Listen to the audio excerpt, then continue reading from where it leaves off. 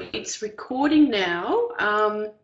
So let us begin. Hi everyone, welcome to the June CIA's monthly webinar. I'm Julia Simas, as you know, probably most of you, although we've had a few new members join in the last few weeks, so very glad of that because you know, Eugenia, as you know, being surrounded by or being a speaker at a conference, as we were in Costa Rica, people get to know you. So that's where I found more members. You know, in Norway, not so many, we got a few, but it's because, you know, we weren't speakers.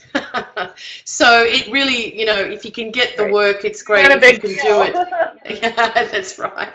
So everyone, I'd like to introduce you to Eugenia Kroc, all the way in Colorado at the moment, and we met in Costa Rica at the wonderful Astrology Rising conference. So hi Eugenia, welcome Agent 218.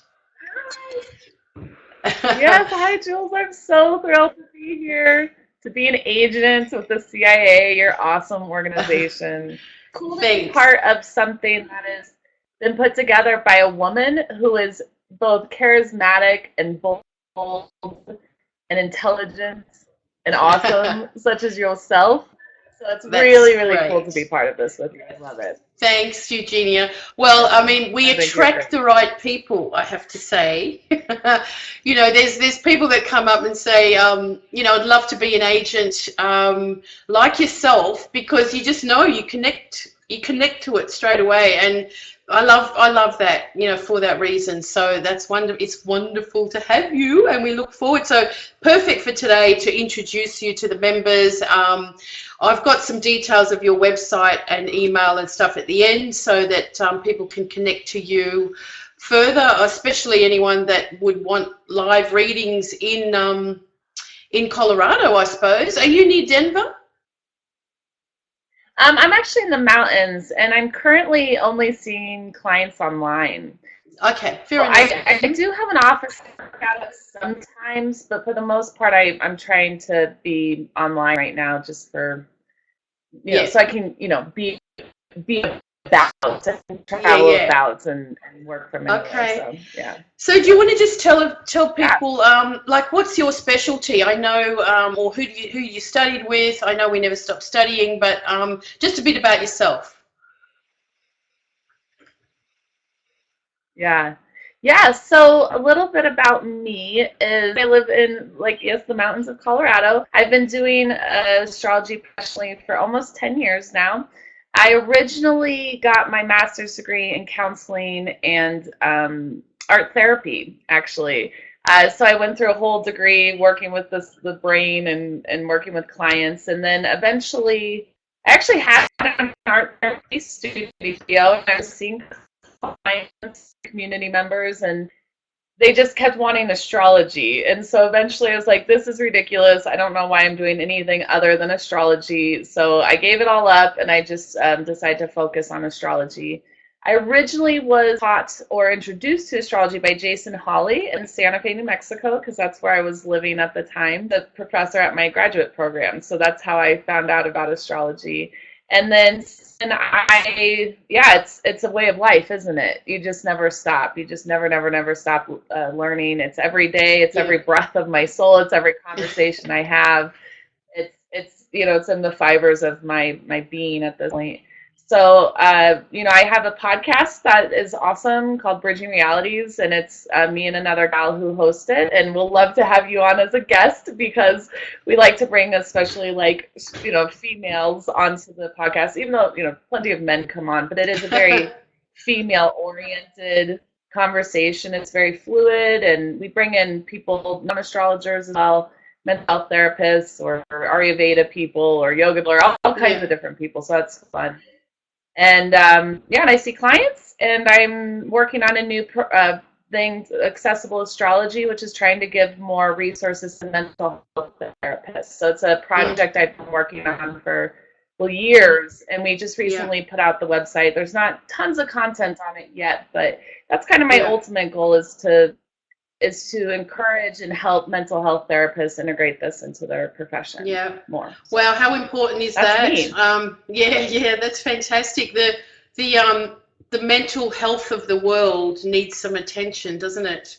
Instead of being drugged and with the pharmaceutical drugs more so, I'm talking about also all the meth and freaking heroin and whatever. But so have you seen clients use astrology to help them out of the drug sort of, or the mental state? You've seen clients. Oh, sorry. I was just asking, have you seen clients that you've worked with that you've helped, move through their mental state, to a better place, so to speak? Yeah, definitely. Yeah. Yes, so actually a lot of what I wind up doing is I'll see clients, and I have clients literally all over the world, thousands of clients. And oftentimes, for some people, what they're going through needs a lot more than what I can offer. A lot more than even what astrology can offer. And that's why I really think astrology considered part of the integrative healthcare system, because I think astrology alone isn't going to do the trick all the time, because sometimes we need acupuncture. Sometimes we do need to go to a medical doctor. Sometimes we have to do here and there. So what I wind up doing a lot is I co-treat with a lot of other therapists. So whether it's like post-traumatic stress therapists, I'm a grief therapist too. So I do see grief clients. So sometimes therapists send people going through grief with me. Addiction, I'd send them to specific counselors for addiction, sex addiction, sexual things that might be out of my range, I might do. And then I do work with some neuroscientists at this point too. So I think that what I'm always trying to do is I feel like what my role in astrology is that I am somebody who can help people understand the why of it. But because of how the brain works and the limbic system works and that stupid unconscious brain of ours works, sometimes we need extra help. And it is a matter of using these neurological technologies we've developed in science in addendum to astrology. So to me, I don't understand why the mental health therapies are here and astrology is here. I don't get that. I think that I feel confident they should be married. I mean, how can we look at a human psychology and not look at the environment they were born under, in the cosmos, on the earth, and so on and so forth? It seems like almost like blasphemy, and a little bit. It's just not very progressive. So that's my whole goal: is how can we get therapists to respect us? And vice versa, I guess. And so that's what I am always doing. I'm co-treating with therapists, and they're learning my vocabulary. And at this point, I've trained enough therapists that they are starting to use it in their practice with their clients. And so, so that's a really long answer. No. Your question. It's really good to hear, because Eugenia, I mean, with our members here, there's sort of so many varied levels of people, and how they're doing astrology, or even, at the fringes of wanting to get into, developing their astrology for whatever reasons. And it's good to know, which way some of us are actually doing it. I mean, so it's so important to be bridging those gaps however we can, although we're probably pretty far away from some of it. But to have astrology as an integrative, sort of medicine in a sense. Although we can, as you were saying, I think astrology opens a door for people, to look further and go, oh gosh, that makes sense. And we can't do everything. We are not the, the end of it. I think we're just the beginning of it to the healing in many cases. We do know that people find astrology because there's so many things that they can't get answered in the normal system, so they'll go to an astrologer. Often, we often hear this as the last resort when they're in a crisis, at a turning point, like nothing else has helped. And then you can kind of determine or define an issue that can't be budged. And yeah, so some of it we can just open the door, I think. You know, but I've always said the thing about astrology, as opposed to, let's say, a psychologist, you know, nothing against the work of psychologists, but you know, they'll say, okay, you need 8 sessions, or we'll see how your therapy goes. You know, you have to still keep coming back to me. Whereas if someone's going through a difficult time with astrology and some transit, will go, well, it will be over by September. Or, you know, it depends what it is. And how many times do we get that feedback where someone says, oh my God, this is exactly what you said, you know, it was over in September. And that always just thrills me, you know, because we've got timing with astrology. So where did you go? Are you still there? Your video's gone off. Hang on, where'd she go?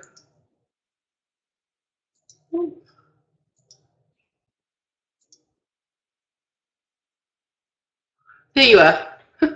I don't know, you just flipped off for a bit. It happens. Sorry about that. That's all right. Yeah, sorry, I don't know how that happened. Yeah, no, don't worry. It happens. I don't know, maybe I clicked something without knowing. Anyway, so look, let's move on. Looking at the month ahead, I've just, you know, when I posted something up the other day, it's like you see at the beginning of this month that Eugenia is going to talk about in a sec, so many planets changing signs, you know, like it's a very changeable month. It's the change of the seasons. We've just started winter in Australia. I've come back for winter. Summer's just begun with the 1st of June in the north.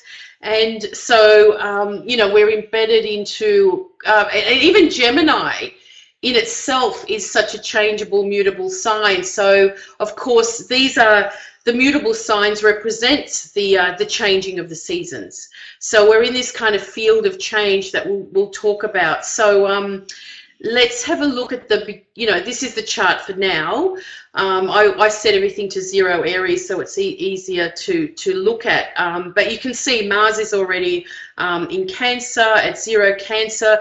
We've had, you know, the terrorist attack, planets at cardinal points like the 0 of Cancer, Capricorn, Libra and Aries tend to bring up some big issues. This is Mars, you know, yeah, the unfortunate sort of terrorist attacks again. Mars is also out of bounds. I'll talk about that as well. So it's unruly at the moment. Out of bounds meaning it's beyond the ecliptical plane by declination. So it's kind of gone beyond being able to be controlled, so to speak. And what else can we see? Hang on, yeah, I've got, let's go here. I've got my notes here. There's a grand fire trine, like that really stands out. Although the trine is not with a planet, it's with the North Node.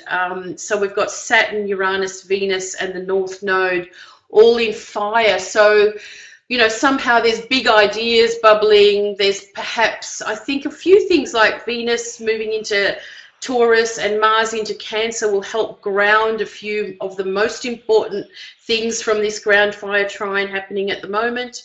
And then we've got a whole lot of quintiles, which I'm going to talk about later as well. Like I do add quintiles to the chart, not all the time, but sometimes you have to sort of have a look, and you can see all these light blue lines. They're all quintiles. The moon is actually making a lot of them today, but you know, again, I'll talk about that more afterwards. But what we can see is that really now, besides Virgo, every sign is represented, isn't it? So Virgo is the only thing that's missing. We don't often see that. They're usually bunched up somehow. So this is the time of year when everything's kind of like, whoa, I think this is when, you know, so much is happening and it's all over the place, as opposed to when you've got stelliums moving together, there's a concentration. Here we've got like, you know, there's this over here, there's this over there. How do you deal with it? Another big thing right now is, of course, Ceres and the Sun conjunction square Neptune. And look, when Ceres is around, there's always often, as Demetra George has pointed out over the years, a lot of sort of uprisings, unhappy people voicing their, you know, their concerns, how wrong the world is. Democracy, what do you call it? Ceres does fight for that equality type of issue. So I think we're seeing, like Gemini, we're seeing the shadow side of a lot of things at the moment as well. So yeah, the quintiles, which is the fifth harmonic, when the divine circle is divided into 5. Jupiter turns direct, and Neptune turns retrograde, and as we can see that they are in a quincunx, as Rick Levine would say, meaning 5 unxes. 5, what's the unx again? 12. Unx is 12 and quin is 5, so 5 12s makes the 150. And I'll talk about that a bit later. The full moon in Sagittarius, Eugenia will talk about the summer-winter solstice, and then the new moon in Cancer. So that's what we've got to look forward to this week, this month. So, Eugenia, I'm going to put it over to you, okay? As you get into, I'm going to mute myself for now. Okay. All right, over to you, my dear. Thank you, darling. Thank you. So Jules asked me to hop on and do this monthly forecast, so to speak, with you all. And there was a number of things I could have spoken about. You've just run through the big ones. And so I thought, gosh, which one am I going to do? Which one do I want to focus on? And should I make this larger, Jules, or should I leave it as it is?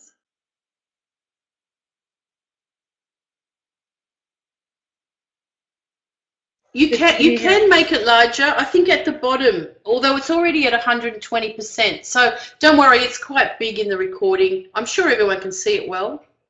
Oh, okay. Okay, great. Okay. Okay. So I had a lot of options of things we could talk about, but you know what, you talked about this grand fire trine, and for those of you who are members of the Cosmic Intelligence Agency, you have to have heard about this massive fire trine. It's been Saturn, Uranus, Eris is a player, Venus has been a player, there's been a lot of players, and then of course to the North Node. So here we are, and oh, I love the cat in the background. So here we've been for the last 18 months, really just saturated with this Pisces energies. We've had again, as you were saying, Jules, at the beginning, we've just had such a high concentration in Pisces. And so, you know, the culture has been going through this kind of foggy, hazy daisy, what the hell's going on thing. Once May came, and it's something that all of us astrologers were waiting for a long time, once May came, the energy came with it. And I know for me, like, everything happened. I mean, I came out of like total for 2 years in Pisces land, kind of just like off in la la land doing, you know, I was doing things. I was building my business and, you know, seeing clients and doing things, but it was also very, I didn't have a lot of energy this few years. And then May comes, and all of a sudden I'm on the plane, I'm meeting lots of people, I'm all over the place, and a lot of energy was happening. So a really awesome person in my life has been talking to me a lot about these topics particularly. And so I really wanted to bring in what he's been talking to me about into the overall presentation. Because, you know, we're all coming out of like this slumber, and then we come into this brand new life, May 2017, and we're all feeling this expansion. But what happens when we have massive expansion is we also have contraction.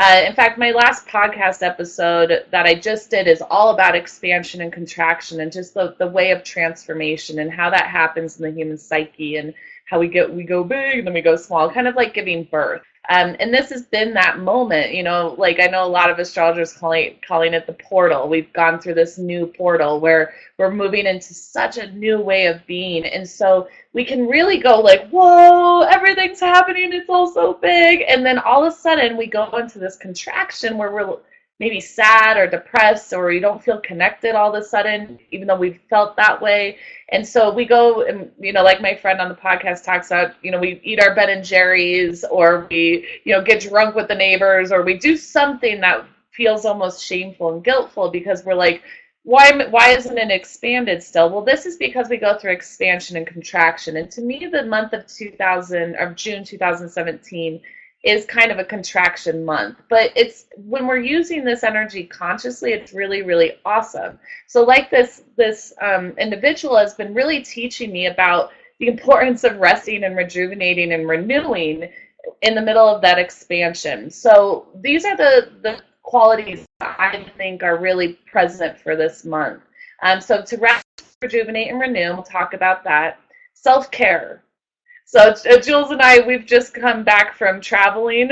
You traveled quite a bit more than I did even, but it's exhausting, right? And now, I don't know about you, but I just want to kind of like sit on the couch and like not be on phones, not be on computers, and just come back to myself, find the ground again, right?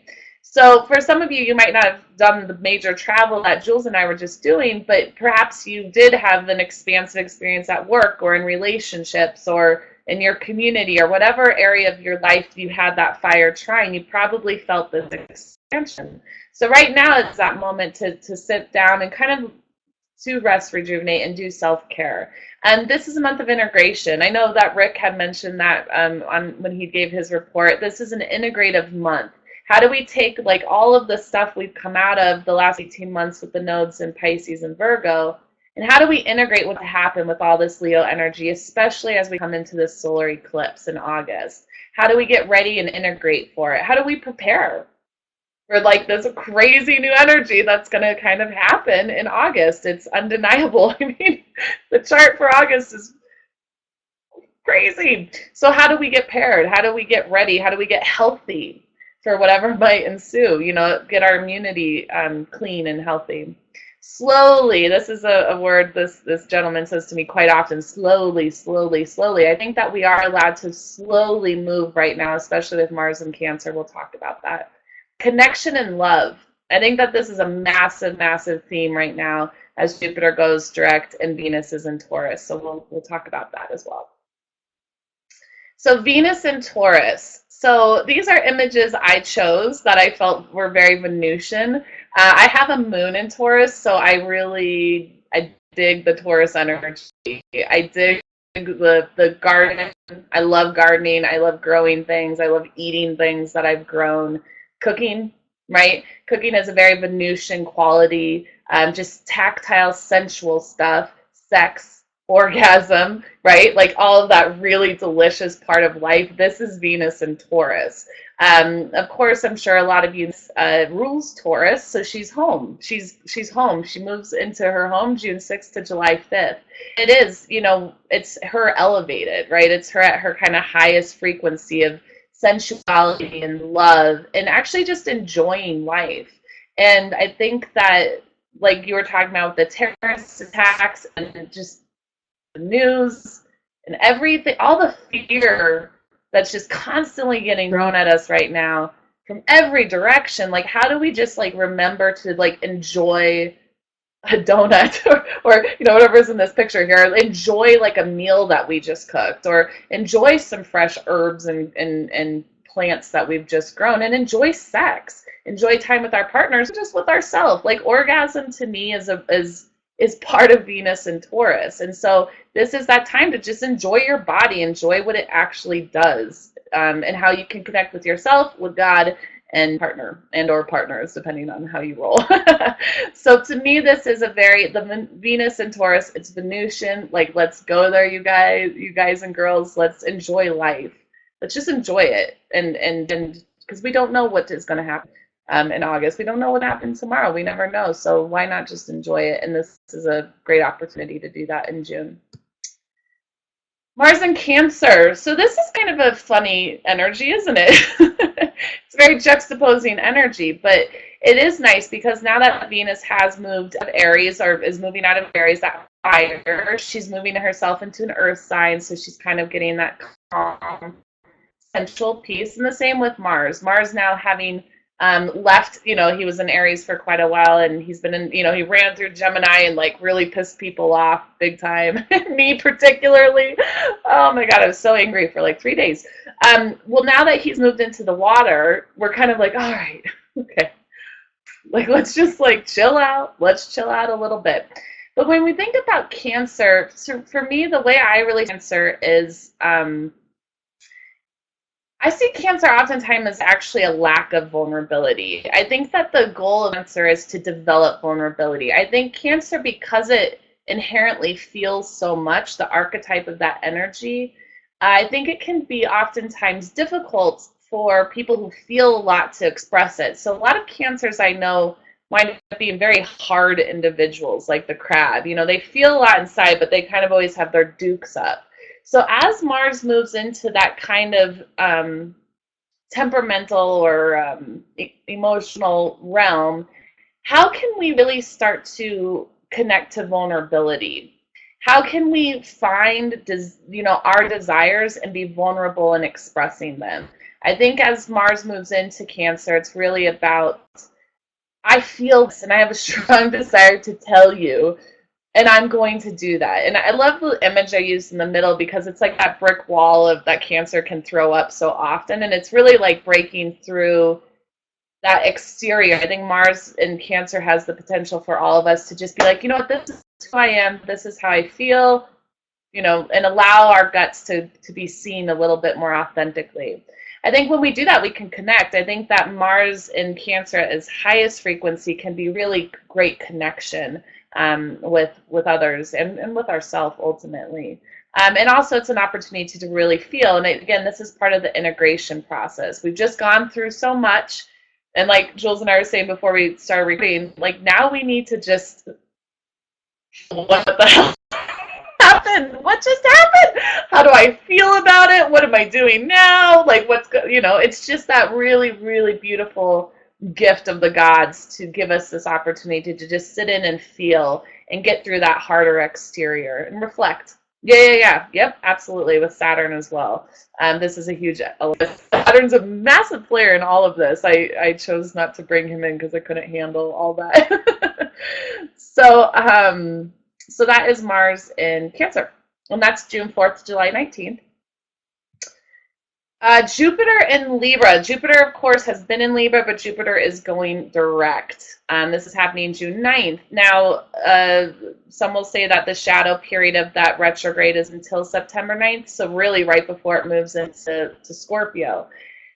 But let's just establish Jupiter in Libra for just a moment. When it comes to Libra, we are talking about partnership. We are talking about myself and another. And that's not necessarily an intimate person. That's me and Jules right now, or that's me and my cat's hanging out right back here. It's these partnerships in life that we affect one another. It's a huge element of life, of course. And so with Jupiter having been in Libra and kind of slowing down, but now ready to go forward, it's this massive illumination on our Libran qualities, our how do we do partnership.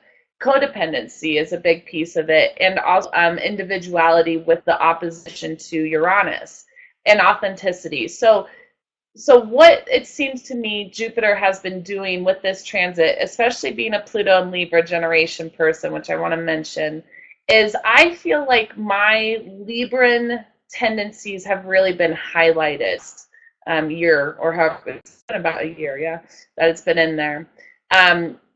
Because I think when it comes to Libra at its highest elevation or its highest frequency, it is like, I am because you are. It's Ubuntu, right? I am because you are, right? We are all one and we are all connected. And Aries, the polarity, how do we also stay authentic? How do we also stay true to what we actually need and want and desire? And I know as a Pluto Libra generation gal, I was raised to believe from a generational perspective that if you're okay, I'm okay.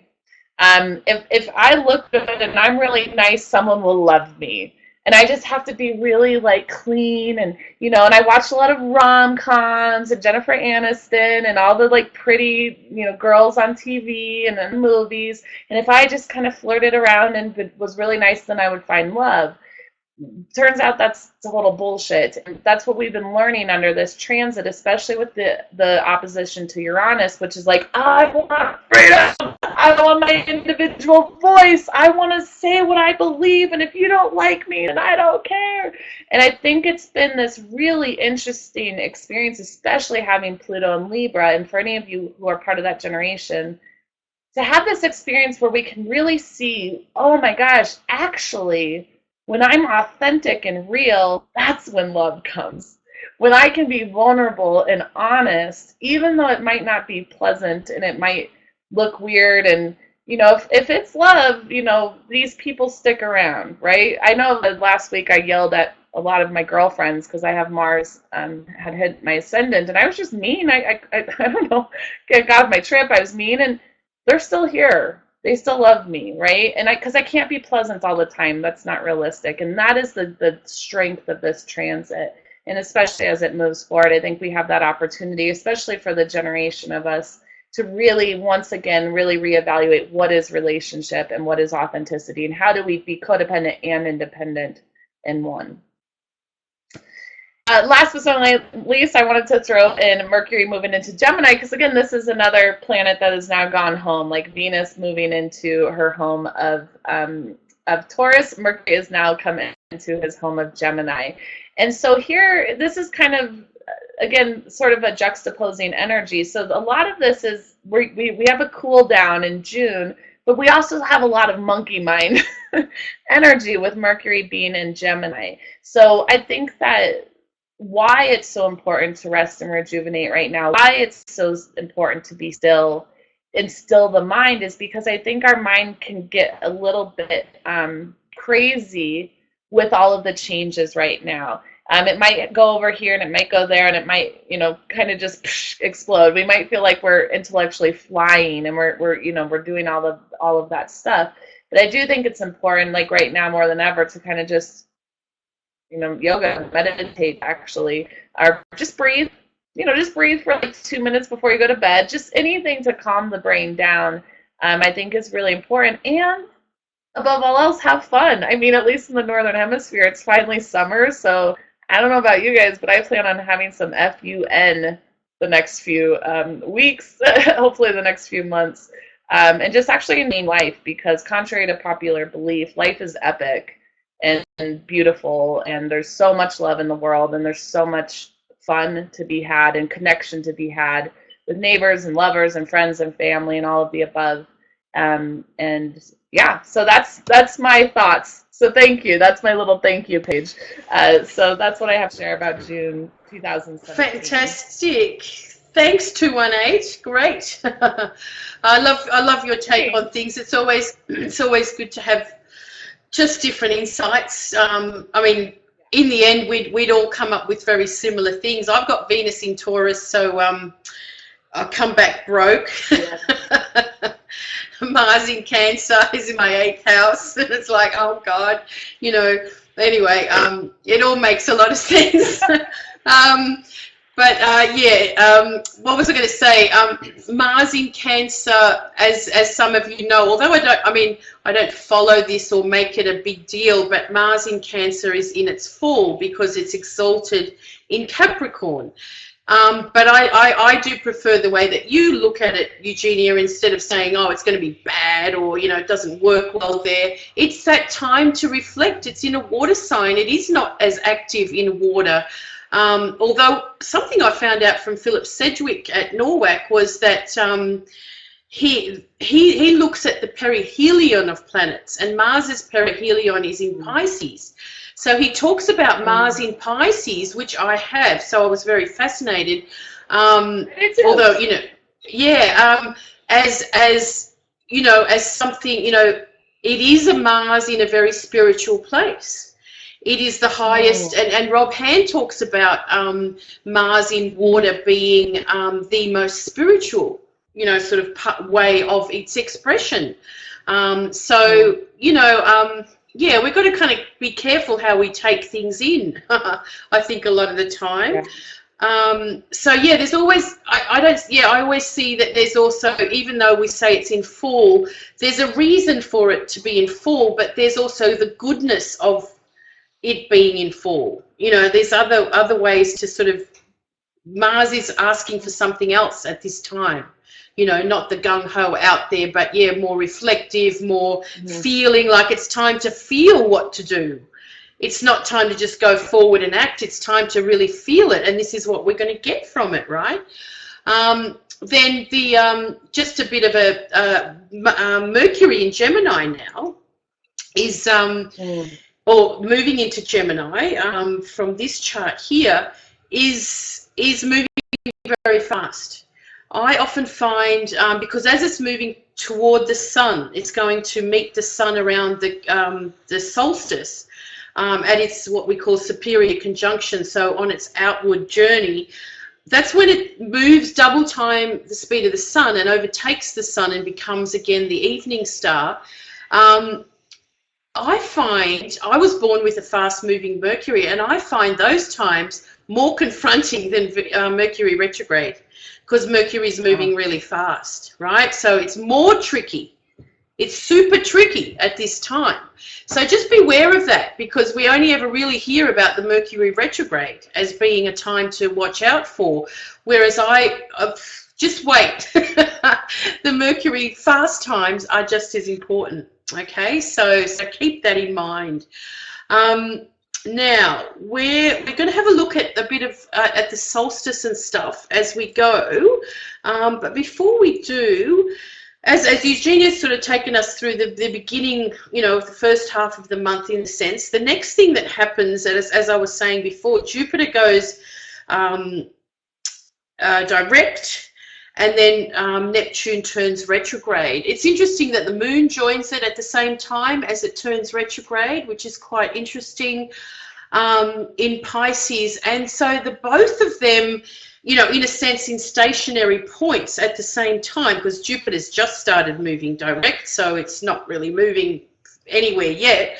And Neptune's going to take a long time to move backwards. So the two of them happening together, I mean, they've been in this inconjunct quincunx, you know, over the last few months in and out. And I remember Rick, we went to his, and some of you would have heard this, but he explained it really well. It's like you can see something, you know, something's here, but you can see something in the background here, but you can't really turn to see what it is, right? It's going to move away. As you turn back, it's going to move away as well. And that's very much like we're trying to make sense of things, but the chaos of the world, we really can't grasp what all of this means yet, right? The Trump and the terrorists and the, you know, and what's going on, like, we're in this chaos that we're trying to understand, and Jupiter is the planet that you know wants us to glean the truth, you know, find out what's really going on. But this inconjunct to Neptune is like, don't even try. Like, really, this is not the time to try. I think once Jupiter gets into Scorpio, and then becomes, you know, a trine aspect to Neptune, we're going to get deeper into uncovering more of the truth and stuff. At the moment, it's just all, you know, smoke and mirrors, and that's a very Libra thing. Like, let's just smile and say it's all right, you know, like, it's all great, like it, yay, great. Or, you know, there's not a lot of action. In Scorpio, I think it's going to get much more intense, and I'm looking forward to that time. I think that's going to be a much more exciting sort of part of the year as Jupiter moves into Scorpio. So yeah, just a few things to know. Neptune goes retrograde. I've written direct here. Oops, better cross it out. It's very Neptunian. It goes retrograde for 5 months. From 14 degrees Pisces back to 11 degrees of Pisces. So it moves back just under 3 degrees in the zodiac. So if you've got planets in that zone, anyone online they got anything around those degrees or in mutable signs, let's say in squares or oppositions to that zone, 14 to 11 Pisces.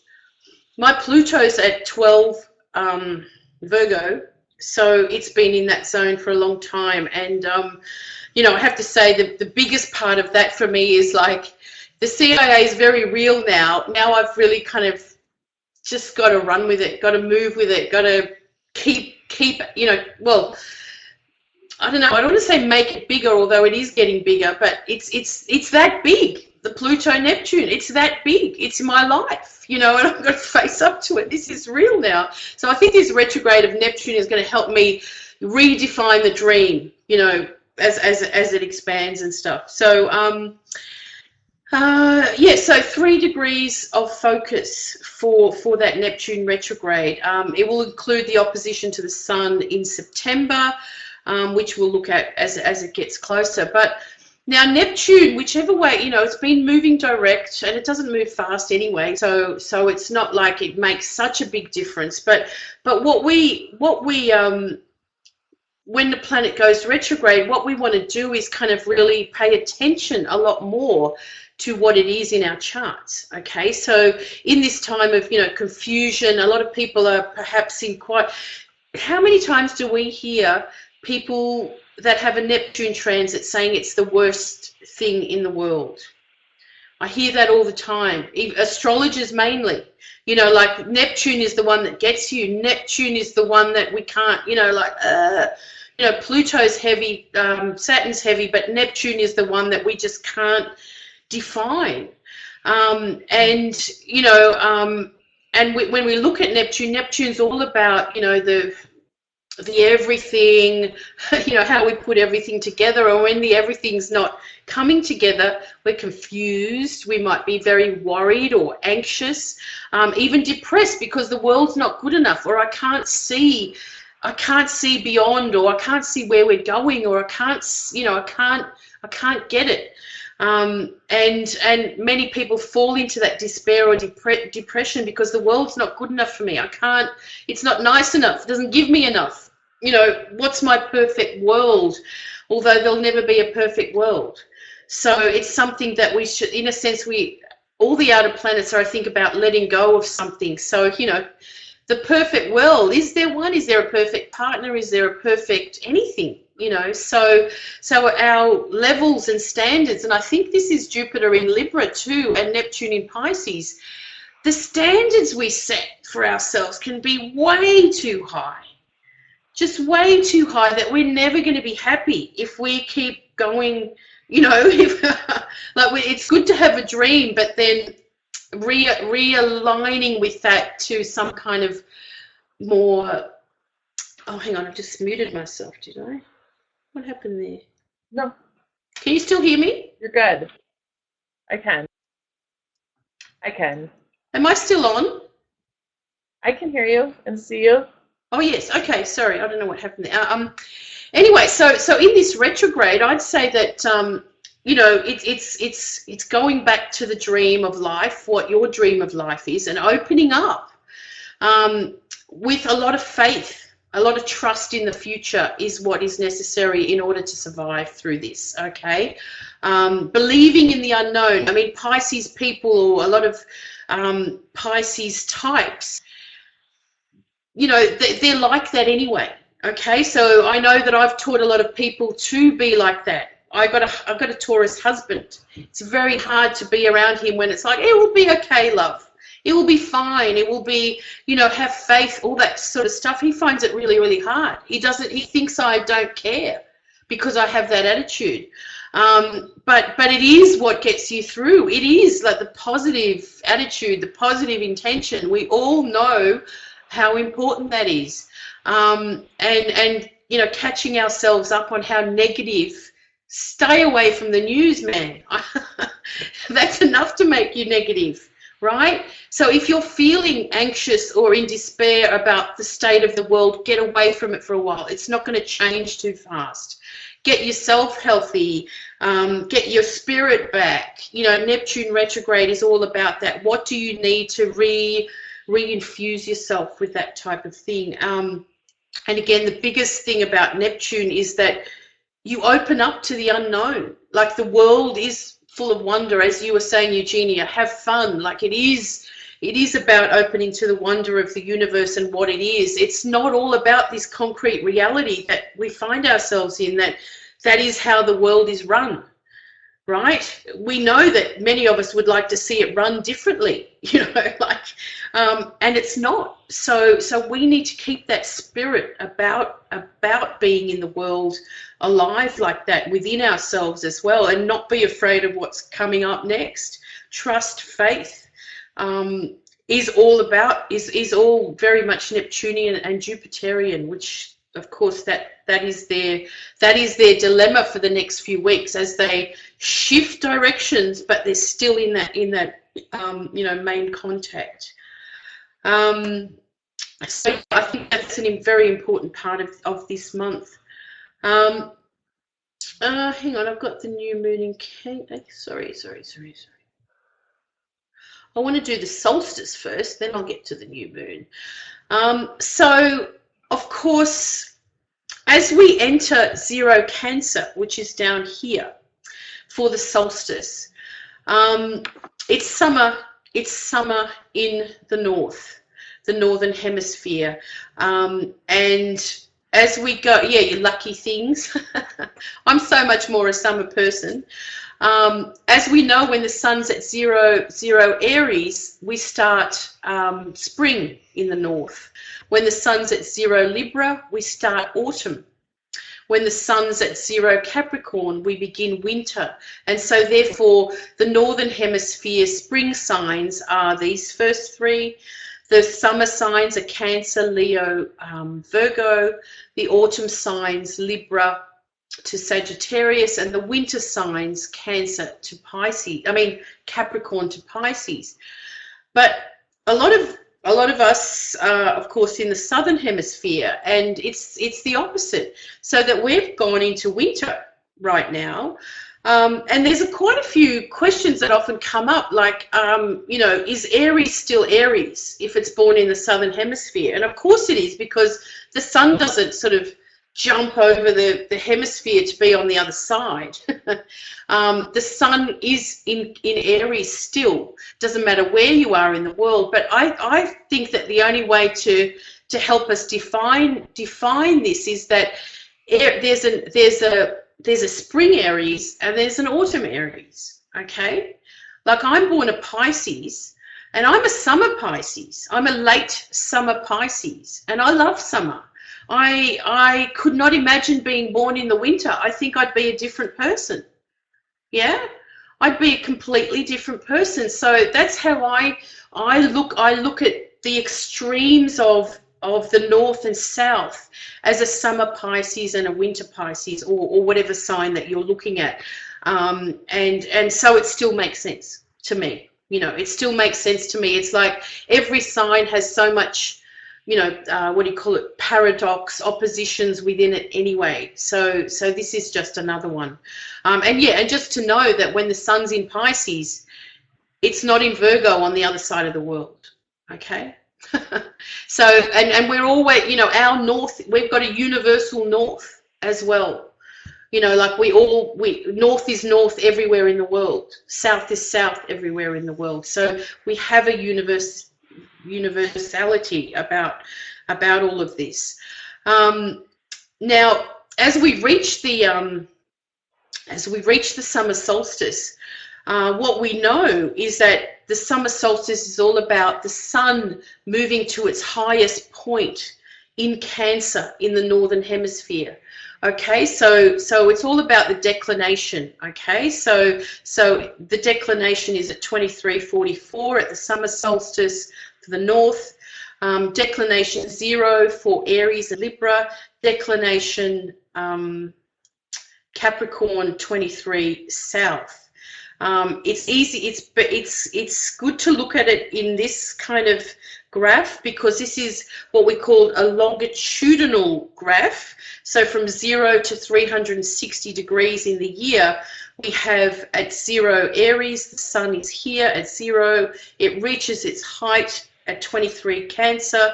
It comes back down for the Libra ingress, reaches Capricorn, 0 Capricorn at the summer solstice in Australia, southern hemisphere, and then back to Aries here.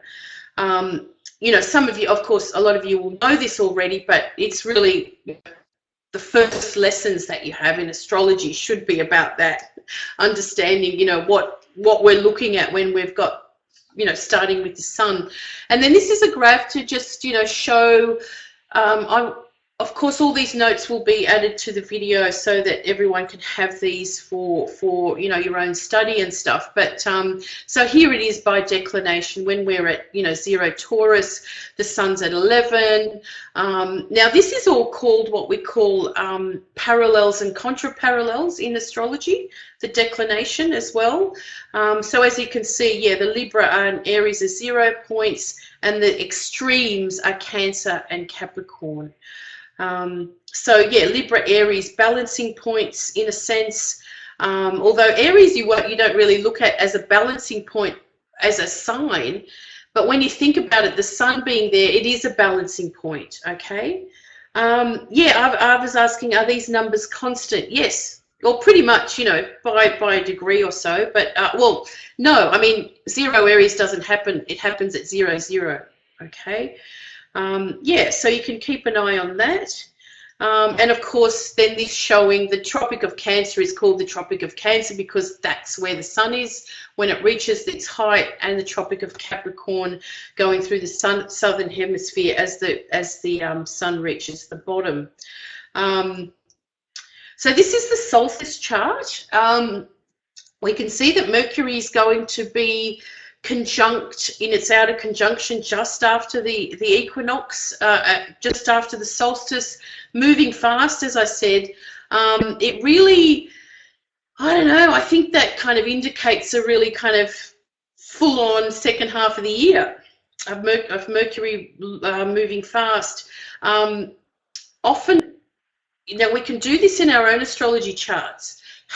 Where are the cardinal points in your chart? So when the sun is at 0 Cancer, what season, summer, winter, what part of the chart is your summer winter point, in your chart? Like looking at your 360-degree chart as a seasonal thing as well with the sun is very interesting, as well as your own ebbs and flows, through the year, like when there's highs and, again, with everything else happening, what's the sun doing? We have the sun is actually Mars is about to start a new cycle. It's going to start at 0 Leo. We'll look at that in a minute, but meaning Mars is moving actually really, really fast as well, or as nearly at its peak. Not just yet, by the end of the month it will be. So we've got a fast moving Mercury and a fast moving Mars out of bounds, or it's going to be coming back into bounds, which is interesting. Now, just another thing, this is a really good chart to show you when the sun is here down the bottom of the chart at this stage. We can see that Neptune's just gone retrograde. So outer planets will go retrograde in that sort of trine aspect, or close to a trine aspect to the sun. And then, they do their retrograde as the sun sort of moves around and the sun comes opposite. And then they'll go direct in the trine aspect again on the other side, if you know what I mean, like on the waning side and the waxing side.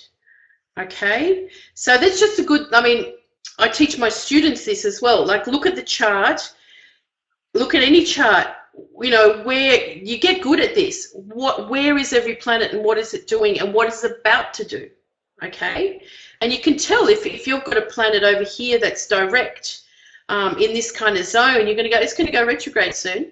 Same with a retrograde planet over here, you'll go, it's going to go direct soon. Okay.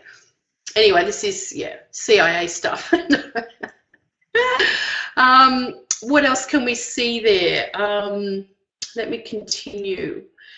Now, as I was saying, Mars is out of bounds, as we can see, and Mercury is out of bounds as well. This is the declination table. You can get that on any of your software, depending on what you have. If you don't know how to find it in your software, let me know, and I'll guide you to how to find it. But his Mars at that solstice chart is 2357. It means it's reached its peak of declination or out of bounds, and it's going to be coming back down.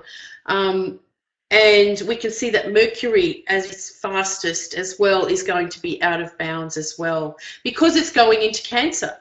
it's going into Cancer. Planets at the Cancer Capricorn signs will or can be out of bounds. They won't always be, they won't always be out of bounds in those signs, but that's when they will go out of bounds. Okay, so Cancer, well, coming up into Gemini, Cancer, coming up into Sagittarius, Capricorn. So also a really good way to think, oh, planets heading towards those signs, will they be out of bounds this time? You know, they're not going to be out of bounds in Aries and Libra. Okay, so yeah, keep that in mind as well. So whenever they're past 23 degrees, I think it's 23, and see where the sun is. Well, it's 23, 26. See where the sun is at 0 Cancer? It's at 23 degrees 26 declination. Okay, and now this is what we call a declination table. I know it's probably hard to see, but if you follow the red line, that's Mars, okay? So this shows the up and down. 0 is here, 23 degrees is here, and about here on this table. I should change my pen color. So you can see this was Mars out of bounds last year when it was retrograde, okay? In Cancer, where was it? In Sagittarius, Capricorn, and then it went out of bounds. This is where it is now, out of bounds. And this is where it will be in towards the middle of next year. It's going to go retrograde again and out of bounds again. So declination tables are a really easy, quick glance to see where planets are retrograde. These little loops here represent the retrograde. Okay, so the loop here of Mars retrograde, the loop here of Mars retrograde, and then when we see them going beyond these points, we can see that Venus will be out of bounds next year. That's Venus, the green line, and so on. So we've got a few interesting bits coming up with that. Some more, as I was talking about Mars, this is now the cycle of Mars and where it will connect with the sun to begin a new cycle will be at 4 degrees of Leo in July, okay? The last time it connected with the sun was two years ago before that, in May 2015 at 23 Gemini. And then the halfway points is when it's retrograde. Okay, so this is last year's retrograde that happened in Sagittarius. And then the next retrograde will be exactly opposite this point that is conjunct the sun at 4 Aquarius in July 2018. So Mars is a really...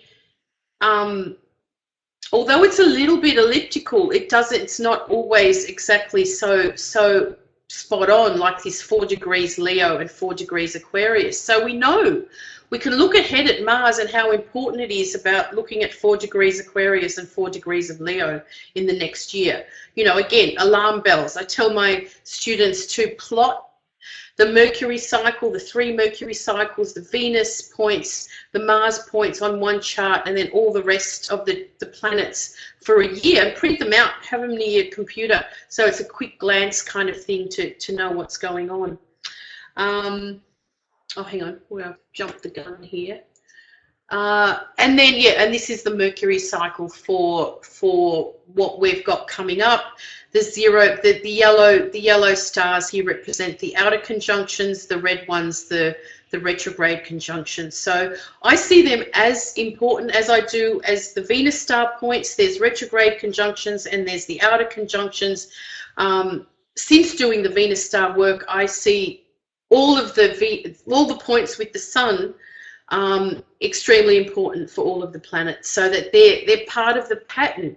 And astrologers tend to just look at the retrograde point as the only important point, whereas this is part of the story. This is part of your Mercury story happening at the moment.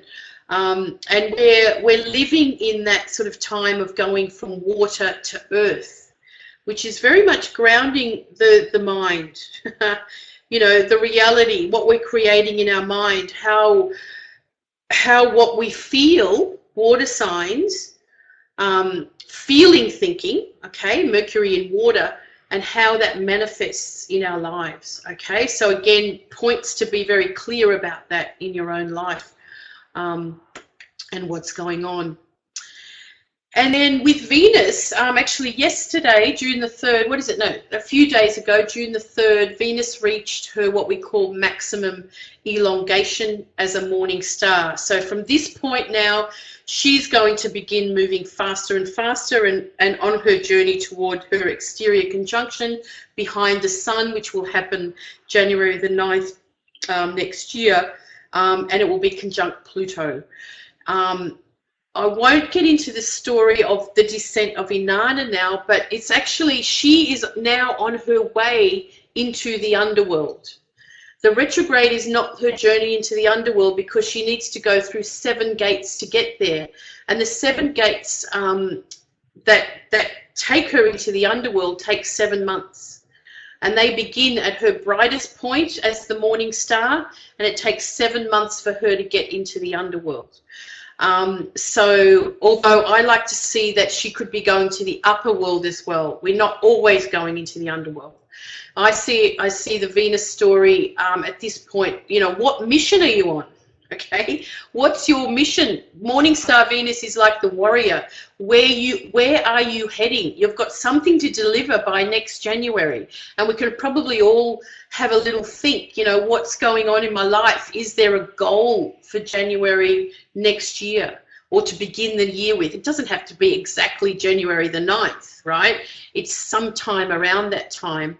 Venus points I look at like eclipse points, so that again they're in effect, you know, for a few weeks before and a few weeks after, or as eclipses are more intense, they're a few months and a few months after. So have a think. You know, where are you heading now? Venus is going to speed up. She's on a mission. She's racing off to somewhere now. And where are you heading? Where are you going? Is there a goal? Conjunct Pluto. This is 18 Capricorn. Where's 18 Capricorn in your chart? This is something now to focus on now, okay? And get again, this will be in your notes, but keeping an eye on Venus and all her kind of phases and movements has just been so enlightening in my life. I use it as a planner. You know, I prefer to use it, you know, it's like a moon calendar, but I use a Venus calendar, okay? I'm not saying you can't use a moon calendar as well, but anyway, this is in your notes so you can keep onto it.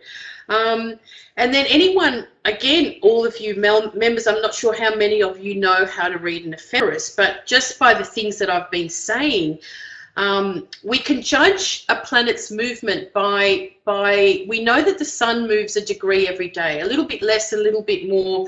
At I think the perihelion and the aphelion, which is July and January, but you know, pretty much 1 degree per day.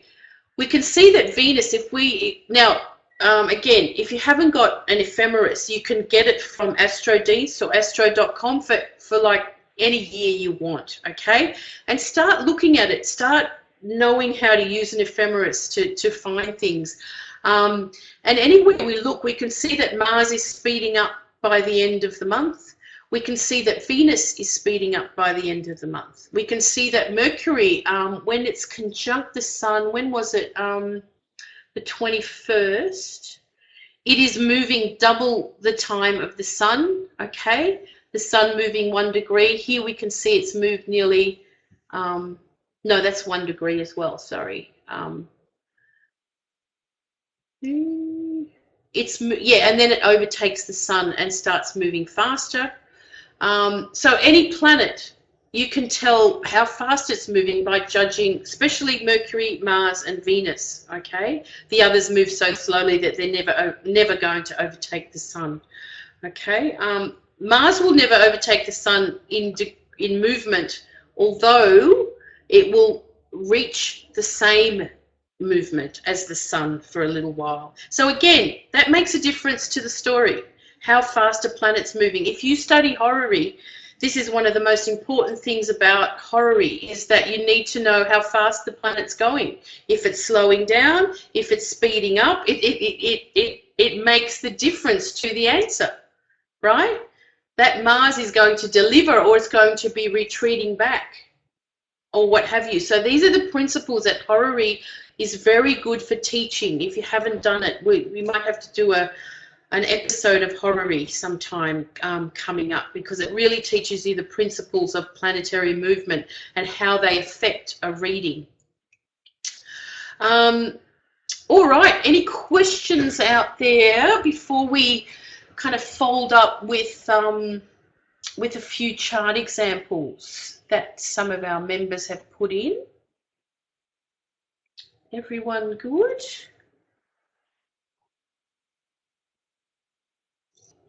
Brain is full. Eugenia, do you want to add anything before we kind of look into some of these charts?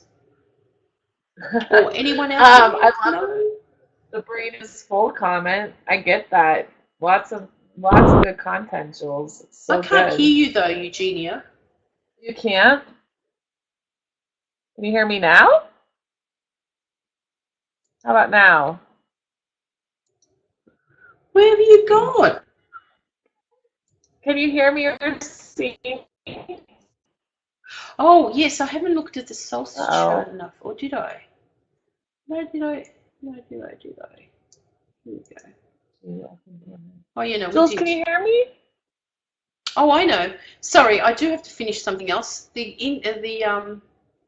quintiles for this new moon chart. Eugenia, I don't know why I can't hear you. I don't either. They can hear me. Oh, you can hear her, Sarah? That is bizarre. What's going on? Maybe, I've got you on.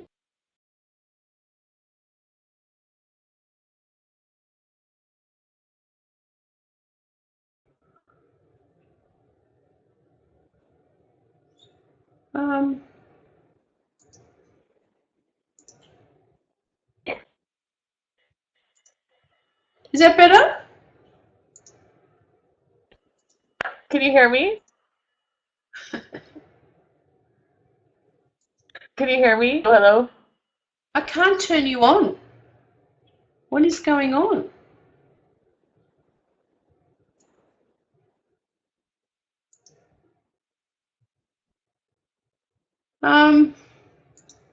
Did you change something? You have been muted. Here you go. Can you hear me now? Yeah. Can you hear me? How's that? No? Can you hear me? Oh, yeah, now I can. I can hear What? you. Can hear me. Now I can. Something, oh God, I hope that's still recorded properly. Anyway, let's continue. Sorry, so the new moon chart, let's finish with that before we get on to the things. So oh, hang on. Did we talk about the full moon in Sag? We haven't. Did you have anything on the full moon in Sag? Oh. I yeah, I have stuff to share. If you can hear me. Yeah, go for it. Hello. Well, I think just say what I say about the full moon in Sag is that, ultimately the last, for as long as Saturn has been in Sagittarius, which has been a while, it feels like, there is a true evaluation of what we're all doing and what we value. I mean, that's the truth. And it feels that, especially with this fire energy, we're like, all right, let's do this. We've been dreaming about these ideas. We've had these ideas. Let's do it. And now we're kind of like, is that really possible? Is that really something I can pull off? Is that realistic? Does that actually fit my values? Does that actually fit my beliefs? So to me, this whole moon cycle in general is just a reevaluation of the why of what we're doing. It's part of this overall process of integration. It's really getting down and dirty with the why of it. So I think that the full moon Sag is going to illuminate topics that have been kind of hanging out with us for a couple of years now around what are we doing and the why of what we're doing and the global implications and the local community implications and things of that nature. So I'm actually really looking forward to the full moon because I could use some extra clarity right now. Yeah. Hang on, I'm just going to put the chart up quickly. Yeah, it's interesting that it's the full moon the same day as Jupiter goes direct. So Jupiter, yeah, totally. What's the word? Oh gosh, hang on, I just did a screen grab. Now I can't find it. Yeah, well, it's all about, what being in Sagittarius. Jupiter rules Sagittarius, the connecting that together. Oh, now I can't find it. And I think too, like when I think of Sagittarius, I think of higher consciousness too, higher mind, higher thought. So I think that a lot of this portal we've all been moving through has been, or that we're going to continue to go through. As we kind of move in, as we move, even generationally speaking, as the Scorpios midwife us into higher conscious with the Pluto Sag kids, it does feel like all of us right now are being birthed into a higher consciousness within our own, like a higher mission and higher influence. I think that has a lot to do with Jupiter going direct in Libra because it will absolutely have to do with who we're partnering with. Like, what's the service we want to provide to humanity, and who are the right people to partner with? And can we be bold enough and brash enough with all of that Aries energy to say, this is what I believe, and this is what I need to do? Like, this isn't really the time to just, like, fuck around anymore, Like, it's time. Like, it's time to give our service to humanity, and that's gonna... And what is that? What is that? To me, this full moon is a much larger... It's like the exclamation point or the question mark at the end of a large question that we've been asking ourselves. It's really poignant full moon. Certainly. Yeah. So. Well, I mean, looking at the moon conjunct Saturn as well, it's kind of like, there's also that point where there's enough is enough. Again, Jupiter in Libra, what people want from you, how much you do for, like, again, all that type of thing. And then the Gemini sort of part, seeing the other side, seeing the shadow side to things that we can get caught up with. I think in a sense it's a judgment time, isn't it? Like, I'm going to put my efforts more into that. These distractions are driving me crazy, or I'm not getting anything done. So yeah, again, I think the Mars, the Venus in Taurus, the Mars in Cancer will really help hone that into what feels the best for you, and we can always trust that.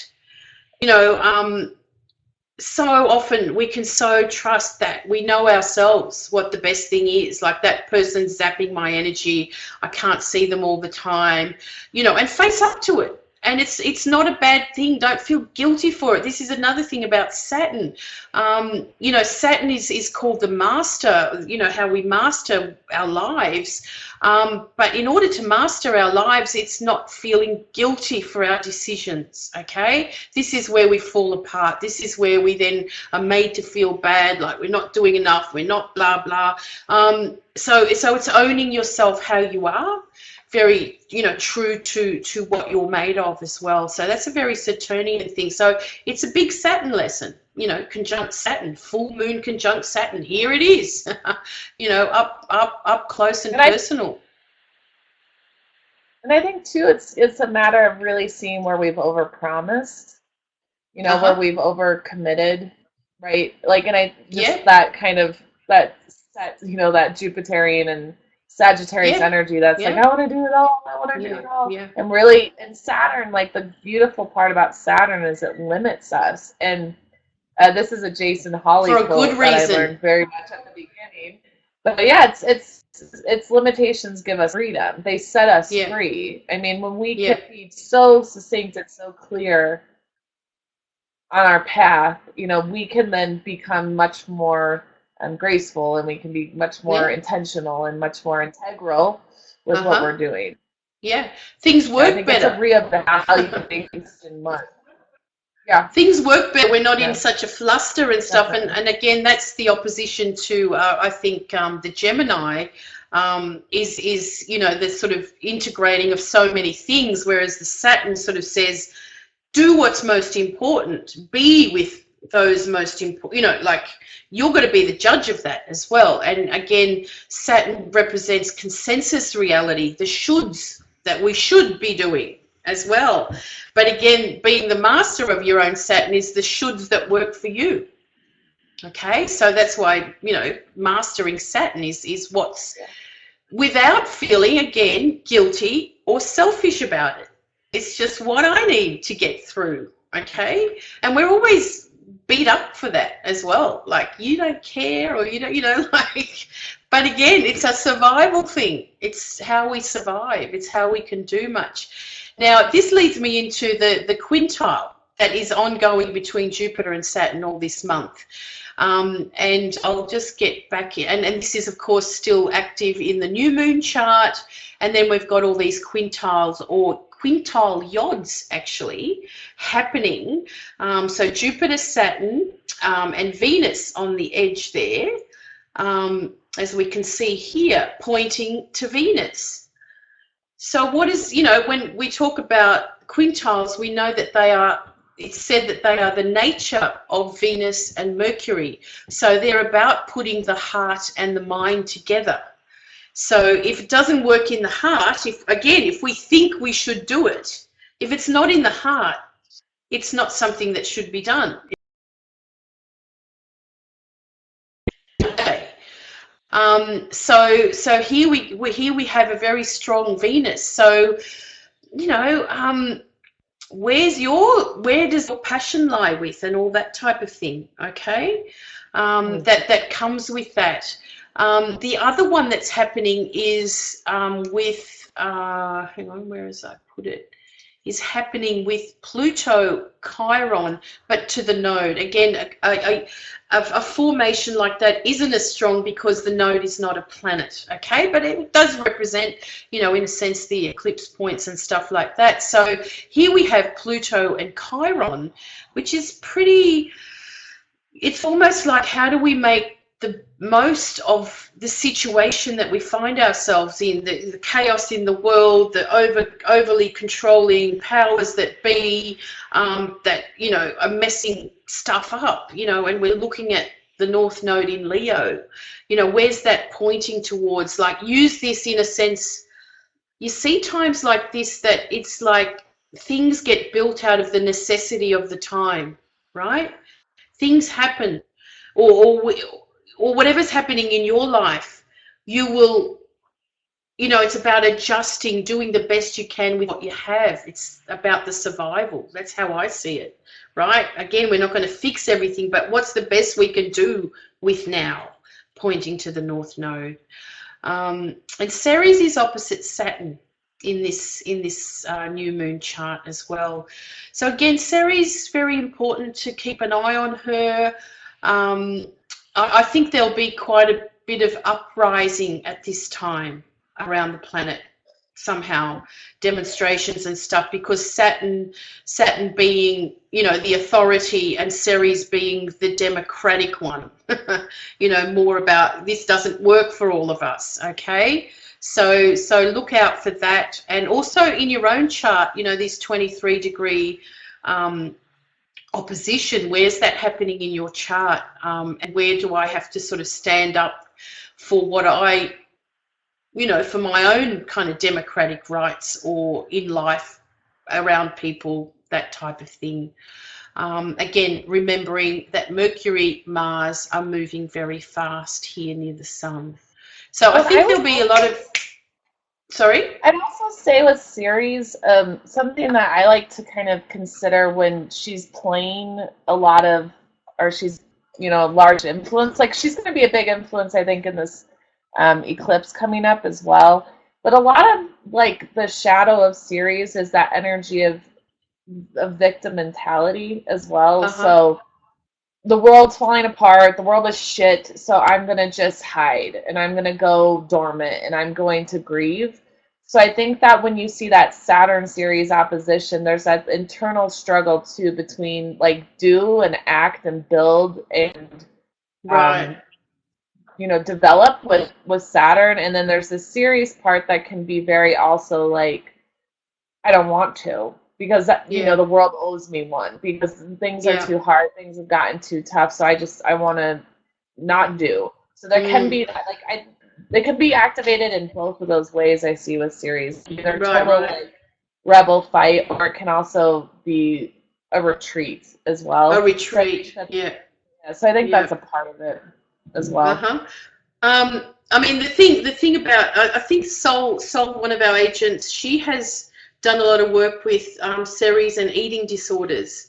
Yeah. So yeah, again, things that go wrong when things aren't right in our world or in our lives, there's consequences. So that the way that we experience those and the consequences. So Ceres is very real like that. Although she's not a giver-upperer in a way. No, She's an extremist though, isn't she? So sometimes with the series thing, there can be a retreat of nurturing. So there can either be a lack of feeding oneself or over, indulgence of too. But it does have a lot to do with, are we still nurturing ourselves and are we still nurturing others in the midst of the chaos of the world? Are we still showing love and support? That's a good point because again, the leaders of the world, the authorities are like being so annoyed. So Ceres, in a sense, is like, just take hold of it yourself. Do something about it. Take the initiative, do it instead of waiting for that. And I think that's what will kind of save the world in the end. Like the more people that rise up to just do it for ourselves, let's just not worry about. I mean, I know we can't, but the more and more of that. Is perhaps that sort of spirit of Ceres rising, in a way. All right, so let's look at these two charts that I've got. So this is Christy. I've taken off the chart details so that, privacy or what have you. So a quick glance. I mean, of course, in these sessions, we just do a brief kind of transit look. We're not looking at progressions or anything like that. So that we can see, born in the Pluto-Uranus generation with the Sun at 0 Libra, which is quite a, potent point in the 8th house. Venus in the 8th house, Jupiter. I use porphyry houses, so some of these might move in a Placidus house or whatever, because you've got a few planets on the edge of what you might be used to, and a moon in Taurus. Just generally, what I sort of sense about this chart is someone, again, I don't know you, we've emailed here and there, that there's a lot of things in your life about holding on to what's yours, what you're looking after, what your responsibilities are, and that type of thing. And as a Taurus moon in the 4th house, how you manage that, really. And when I talk about responsibility, I'm now looking at your very independent Saturn in Aries, but in the 3rd house retrograde. So what kind of environment do you find yourself in that determines that for you? And here's the transits of now. You've just had the Pluto over your ascendant. So now Christy's not online, so I'll do that briefly because Caroline is. I should have done yours first, Caroline. Sorry, it's just the way that it came. So no doubt a transformation that's happened to you somehow in the last few years.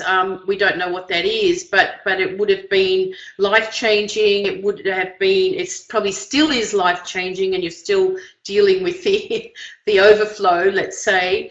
But what we can see here is 2 really significant planets on the nodes.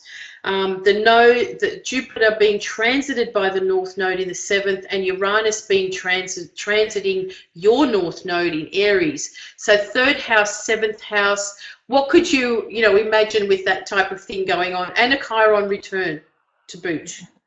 What?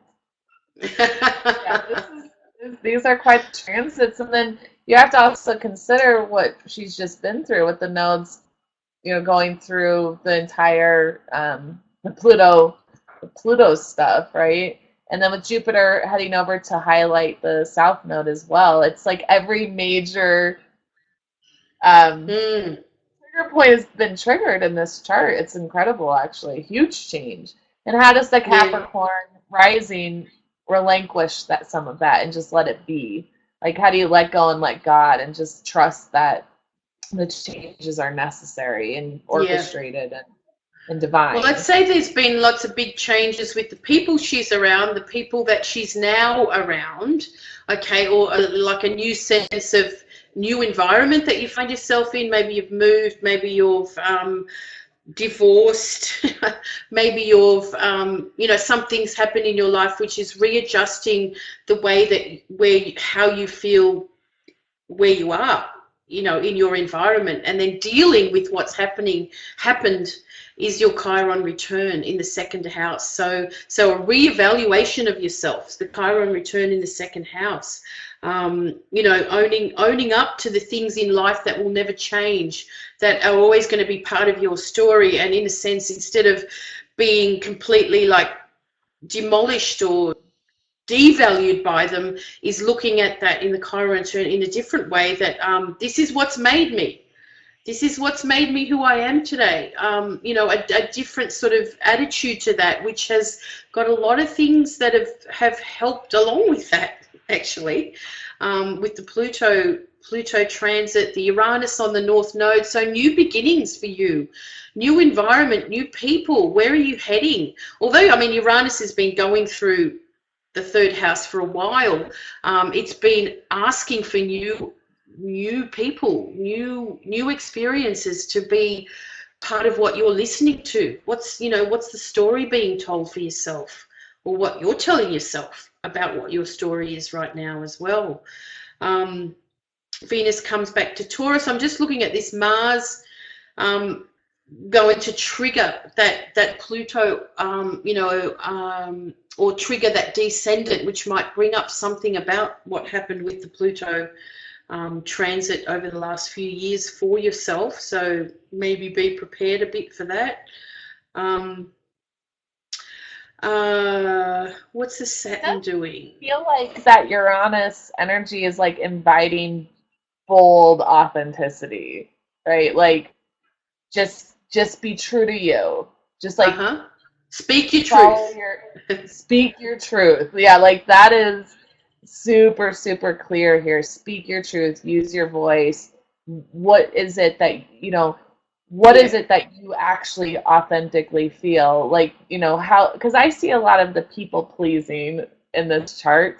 A lot of the, well, if people don't like me, then I don't like myself. Or, with all of that Virgo stuff, if I want to present well and organized and put together. And right now it's an opportunity just like, you don't need to have it together. Just like scream, shout, Say what you want. Yeah, that's right. Yeah.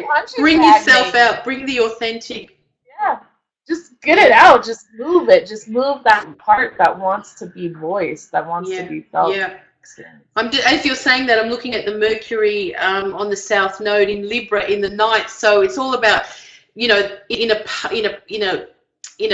past sense or a background sense, you've been used to just being nice about what you think, right? Too nice. Now Uranus is there and saying, don't worry about the niceties. These have held you up.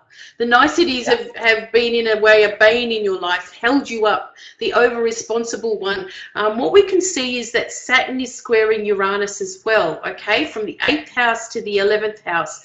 So again, living your authenticity, not according to someone else's rules. This is your rules. This is your goals. This is your way of being. And again, when I talk about Saturn, it's doing it in without fear. Because most of the time we think we can't do it because what's my husband going to think? What's my kids going to think? What's this? Most of the time when we break through that fear, it's so much better than we think. It's always better than we thought it would be. Like your father ends up going, oh, good on you, like, you know, and you've had this fear of telling them that you're an astrologer or, I don't know, whatever it is, or that you've left uni or that you're pregnant without a boyfriend or whatever. I mean, I don't know your situation. So again, this is the time just to be bold and not fear the consequences. Again, thinking about everything that we've talked about in the last hour or so about the month ahead, you know, believing in the future, believing in what's ahead, it will be fine. But you've got to break through that so you can liberate, free. Uranus is all about that. And through that is about communicating what you want in the third house, communicating that story, expanding your world through the people you want to be around. Okay, Jupiter, Venus in Leo. Oh my God, they want fun. Anyway, you report back to us once you've listened to this. Now let's get on to Caroline because she's here. So, so here's Caroline's chart at a glance. Very Sagittarius similar. rising. Right. A little bit moved on. A lot of Leo in the 8th house. What's all that Leo in the 8th house, Caroline? Hang on, let's see if we can get you to talk. Are you on your phone? See if she can come on. Maybe not. Well, let's just keep talking. I've trying to unmute her, but I'm not sure what's going on.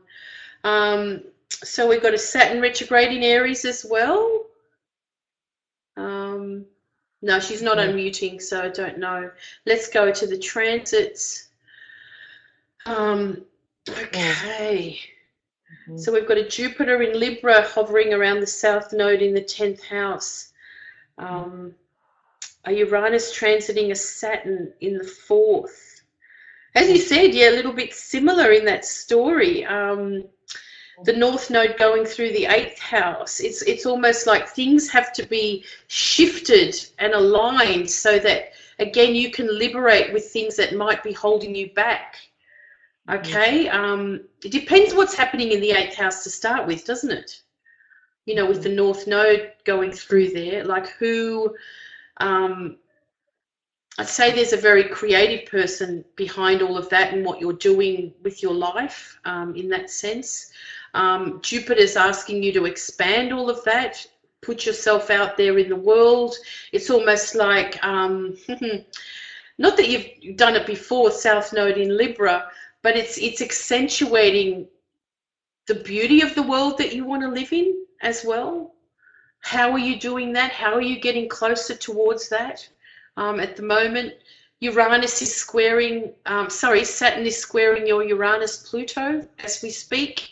So what is the truth that you want to live at the moment that you might be too scared about putting out there? But this is the time. I'm sure you are putting it out there with these transits going on, and just keeping moving. So your life is changing accordingly to this now, because you've been bolder. You've been tested to be a bit bolder with what you're doing. Saturn hovering around the ascendant, coming back a bit closer over the next few months, you know, determined for the next part of the pathway. You'll be coming up to your Chiron return next year. When does Chiron go into Aries? Next year? Yeah, well, it's early. It's I know this. I think it's early 18. Early 18. And here we have someone with a moon in Aquarius in the 2nd house. I mean, we hone back into the moon. It's a full moon. It's what you need for yourself and what you do for others. The 2nd house, 8th house dilemma. You know, the way that you keep yourself free and liberated to live the life that you want, as opposed to, in a sense, always making others happy. Like your goodness, your Leo funness, goodness, happiness, loveness, and how that is for everyone else. Bring it back to yourself for a little bit. With these transits coming on, or the nodal axis moving and the eclipses moving in this zone are going to be, the highlight that haven't been there for 18 years. So you might want to look back what was 18 years ago that this was really sort of potent in my life. My needs, others' needs, my sense of being able to be the authentic me to what other people want me to be, okay, in your life. And yeah, again, just generally being a lot bolder about that and knowing that it's okay. It's going to be okay if you do that. They're still going to love you. Well, mostly. We never know. So I couldn't get any sort of response from Caroline there, so I'm not sure what happened there. Anyway, yeah. In this chart, with this grand fire trine just like hitting her sun, that sun cluster sort of, Venus, Saturn hitting the ascendant, and Uranus hitting the Saturn. To me, this is like waking up her creative genius. And I think too, part of it too, though, with that Leo energy is kind of like, actually people won't like it, right? There's this thing when you have a creative genius, when you have something that's bold and creative to say, there will be people who won't like it. Do it anyway, right? Like, that's the thing. Don't let them stop you. It's like, every time I get a hate note, which is like often. Really? Oh God, yeah, I get them all the time on my podcast, and oh God, yeah. I mean, when you're visible, when you put yourself out there, and you show people your creative genius, it affects them, right? And so some people get, a lot of people get triggered well, and that's good, and they like you, but you really can affect people, trigger them negatively. You can trigger something in them. But the thing is, at least you triggered something, right? At least you did something. At least you affected them. And I think one of the desired outcomes of this grand trine for Carolyn is how do you put it out there, not because you want people to like you and like what you created, but because you want to affect people. And that's going to be both negative and positive. I mean, I always take it as a compliment when people hate me. There's some kind of response. That's kind of weird. Like you said, the Saturn and the node and Uranus is really drawing out that 8th house stuff. I think Uranus moving out into the 5th house as well. It's kind of like it's been bubbling for a while, but the trine between Saturn and Uranus is like, so bringing out all that Leo to come out and be seen, because it's the 8th house. Come out and be, well, it's not about being seen as in, I have to, well, maybe it is, you have to put yourself out there a lot more and be more visible in what you do.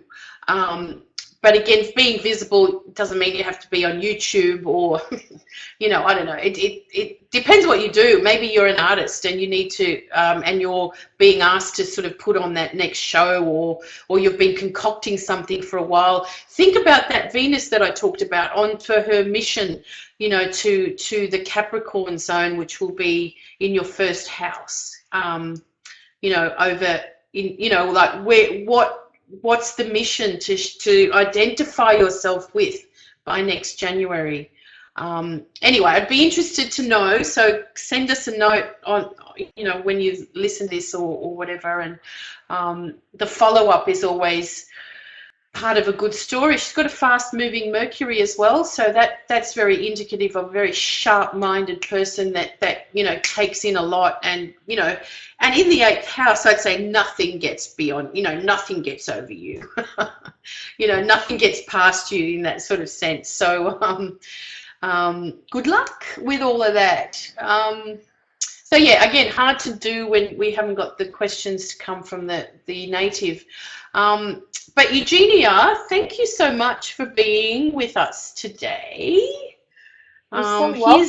Thanks for inviting me. It's so wonderful. Yeah. Oh, well, it's just good to have new blood on, so that the members aren't just listening to me all the time. So Eugenia's podcast, is there a link for your podcast on your website? It is on the website, but I'm just going to type it into the box. It's Bridging Realities, and it's on, it's called Bridging Realities Astrology Podcast, and I can't type and talk. And so you can find it on YouTube, or not YouTube. Actually, we do have YouTube starting a little bit here and there. I'm going to be doing a YouTube episode this week. Yeah. But we have it on iTunes or SoundCloud, and then you can find more about what I'm doing at eugeniacrack.com and find me on Facebook and connect with me and get involved, and I'll keep putting that stuff out there for people to find out about. Yeah, we'll be seeing more of Agent 218 very soon. You know, it'd be great to have you on board. Just a few things to let anyone in the membership that is studying more seriously astrology. I've got the next semester of the Year 2 program starting next week, but you can join if you want to. It does cost some money, but this is because it's like serious lessons for 8 weeks, and this is what we're going to be doing. So from vocational astrology, solar returns, progression. So again, you need to have a good understanding of astrology to sort of get the know-how there. And then just thanks to all the members that are renewing for the second year. That means a lot to us, that you're still with us, and it means that you're, you know, loving the information and all that type of thing.